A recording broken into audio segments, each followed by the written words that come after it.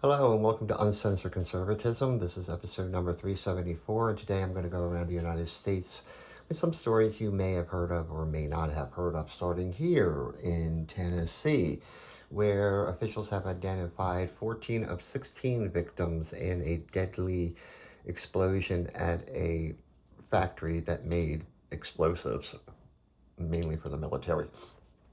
The incident happened last week. Alaska is recovering from a typhoon that hit coastal areas that left many people stranded, requiring the National Guard to be called in to have evacuations. Hopefully, not too many people lost their lives in the mishap of the typhoon. Now, Vermont is saying that due to a drought, fall foliage this year, despite some pockets of some nice foliage, is not that great. Expect to hear about climate change causing this at some point. In Delaware, Sarah McBride, their congressperson, that's a man. Sorry, no way to get around it. Out in Utah, among other western states, the Bureau of Land Management recently rejected several coal leases or bids on coal leases out in the West, a lot of them in Utah, due to declining prices of coal due to decreased demand for coal. In Washington, Microsoft announced that they are phasing out Windows 10 and converting over to Windows 11, and this may necessitate the layoff of some people. Stay tuned for that. Way to go out there in Washington. Well, it's National Dairy Month, and the cow farmers and cheesemakers in Wisconsin are happy these days, so happy National Dairy Month. Mikey Sherrill, this ugly witch running for governor of New Jersey, received the endorsements of Barack Obama and Joe Biden, who doesn't remember where New Jersey is, even though it's like the next state up from Delaware from where he lives. Anyway, that ought to do it. This is going to be a close race, I think, as she goes up against Jack Citarelli, who almost defeated Squirrel-Faced Murphy 4 years ago. We'll see come November 4th. Now, the Virginia debate for Attorney General actually turned kind of nasty. The Democrat, you may recall, or may have heard, had some postings a couple of years ago, or maybe last year. It was kind of violent rhetoric, wishing death upon opponents, Republican opponents. And the Republican there, he did not hold back. This Attorney General kerfuffle here, a little controversy in their race, is having an effect up the ticket, where Winsome Sears is now surging in the polls against Abigail Spanberger, the Democrat running for governor in Virginia. Virginia elects governors every 4 years. It's 4 years and out. They can come back after they're out for 4 years. But anyway, in North Carolina, the Republicans in the legislature there are actually planning to redistrict the state and pull a Texas and Missouri on the Democrats there.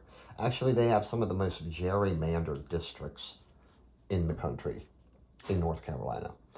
Vernon Jordan, a former Democrat who turned into a huge Trump ally, announced that he was running for the Secretary of State of Georgia. So we'll see what happens there. Hey, look at that. It's a black guy who's a Republican now. Speaking of a black guy who's a Republican, James Cameron in Kentucky, he's running for governor, and he was the first black attorney general of Kentucky. Unfortunately, his fundraising has been crappy, but he's relying on his name recognition.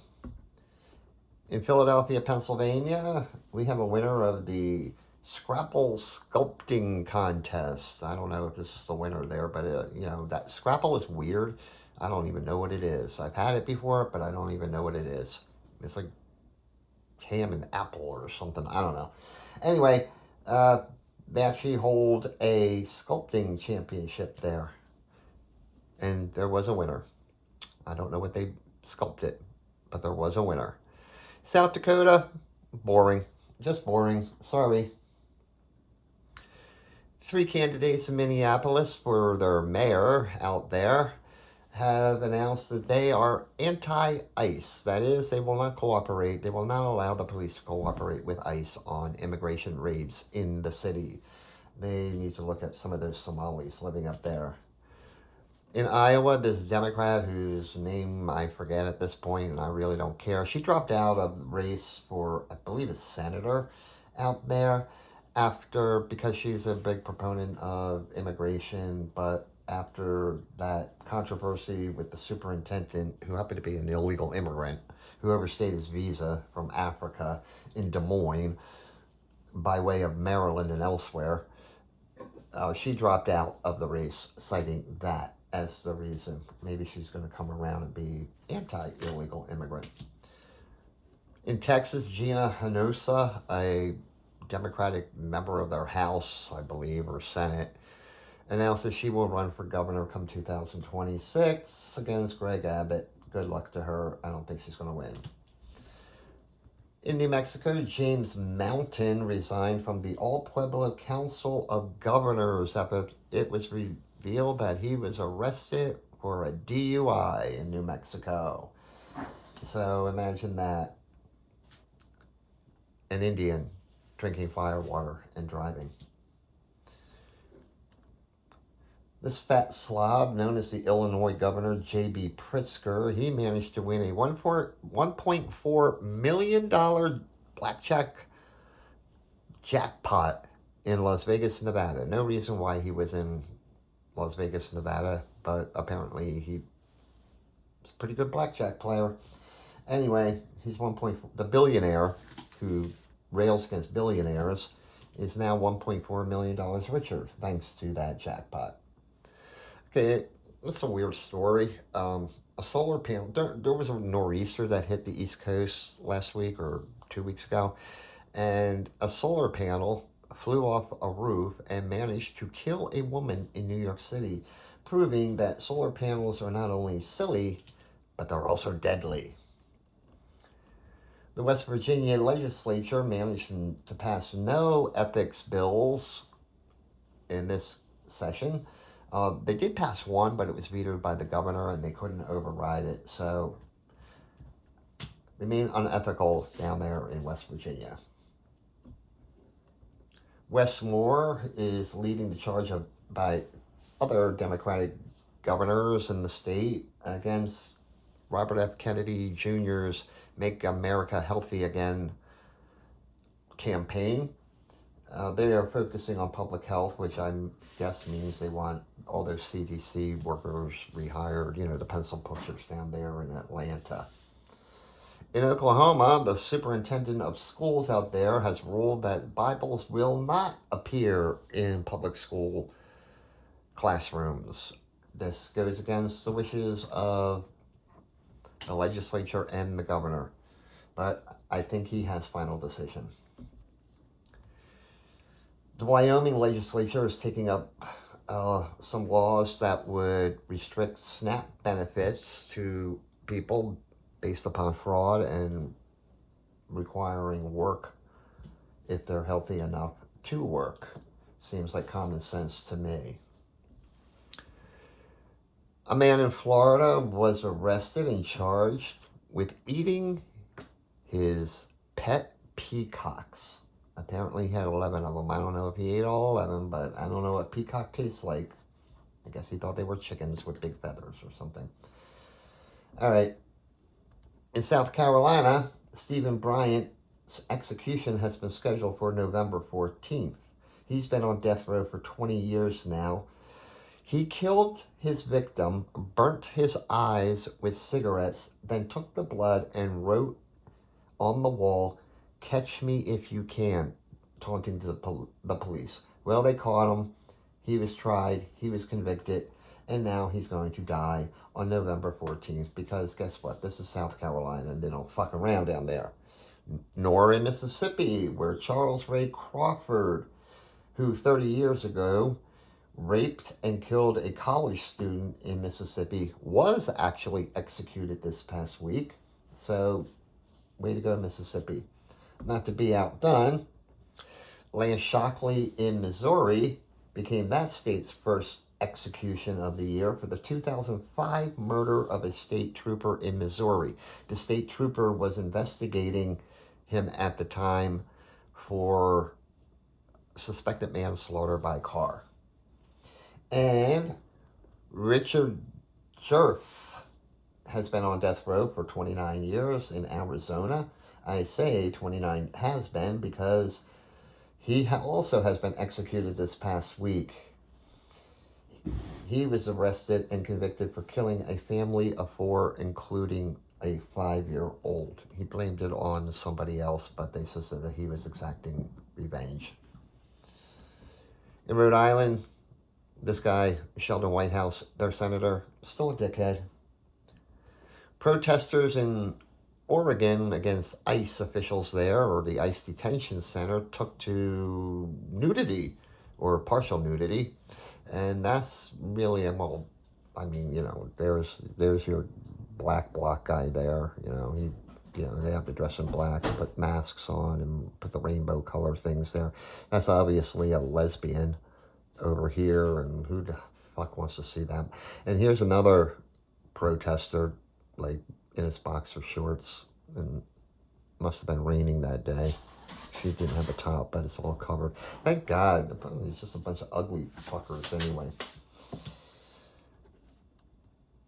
A court in New Hampshire has ruled that a law cannot be applied retroactively to members of the clergy. The law was passed in response to the Catholic Church sexual abuse scandal. It's called an ex post facto law, and you can't do it. Many state constitutions prohibit it, and the federal constitution definitely prohibits it. You can't go back in time and prosecute somebody for something they didn't know was illegal, although the priest should have known it was illegal, but it's called an ex post facto law. Anyway, in Massachusetts, a school social worker died after he was kicked in the chest by a 14-year-old student. So that's one violent little fucker there. By the way, I wonder if they're going to charge him with manslaughter or murder up there in Massachusetts. I doubt it. Probably get a pat on the head and sent on his way. WWE former President Vince McMahon has entered pretrial intervention for reckless driving that caused a major collision on a highway in Connecticut. Under the pretrial intervention program, he has to make a $1,000 donation to a charity, and he has to be a good boy for 1 year. Have car insurance, have a driver's license, have a registered car, all those things. And the reckless driving charges will be dropped. This is Aaron Spencer in Arkansas, and he's running for sheriff of the county. He's going to go on trial next year for murder. He's accused of killing his daughter's rapist and sexual abuser. He says the reason for running is he's seen firsthand the shortfalls of the legal system in Arkansas. Officials in Idaho are saying that it's very common in women's prisons for the females to be sexually assaulted by guards. There have been 59 documented cases in the past 5 years. 6 have come forward this year and are suing the state.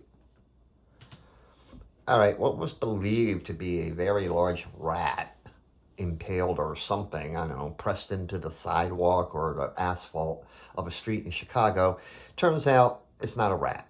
It's a squirrel with a very small tail. That's all it is, folks. So, New York, you still have the largest rats.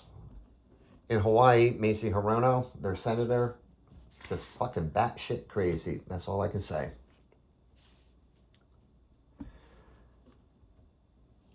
The advisor for the Indiana University student newspaper has been let go for refusing to follow a college order to scale back stories about the homecoming for their football team. Basically, this involves money, where the their school media center gives the newspaper $250,000 a year to keep the presses running. But now they're thinking of going digital, and the university says it's not censorship, it's just we don't have the money. A judge in Louisiana says that a trial can go forward against oil and gas manufacturers in that state and their connection to climate change. This should be very interesting.